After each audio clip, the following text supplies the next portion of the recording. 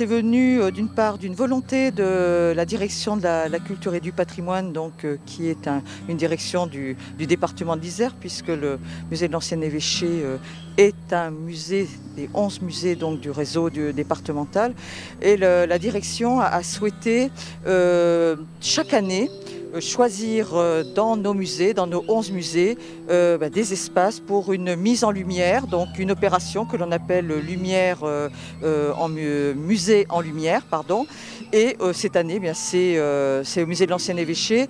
Ça nous paraissait presque évident puisque on vient d'inaugurer il y a à peu près un mois l'exposition Chartreuse dans le silence et la solitude, avec un travail particulier sur la lumière. Donc j'ai trouvé que déjà de pouvoir pénétrer dans la cour, les jardins, autour d'un monde un peu poétique, ça permet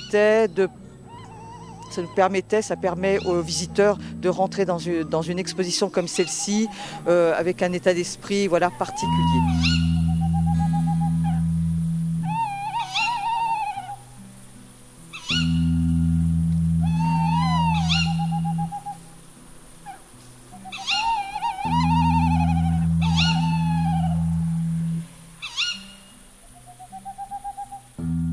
Je trouve que ça donne joli, ça fait joli. Bah ouais, hein, c'était bien. C'est très naturel.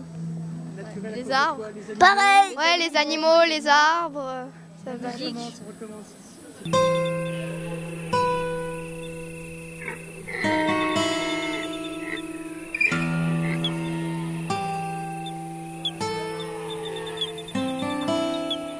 J'ai bien aimé.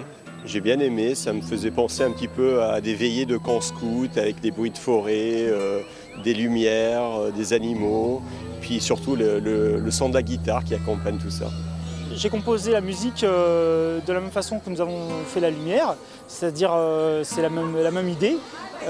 Pour la composition musicale, en fait, l'idée c'était que je joue de la guitare seule dans la forêt et de voir qu'est-ce que j'allais jouer dans ces circonstances. Donc quelque chose d'intimiste, où je joue pour moi-même, assez lent, je joue pour moi-même et pour les animaux. De la même façon que les images se déplacent très lentement, que les animaux apparaissent dans la forêt si on est attentif, la musique est assez lente et avec beaucoup d'espace entre les différents événements. On a l'impression de faire une promenade en forêt en pleine nuit alors qu'on est en plein centre-ville. C'est vraiment charmant et voilà.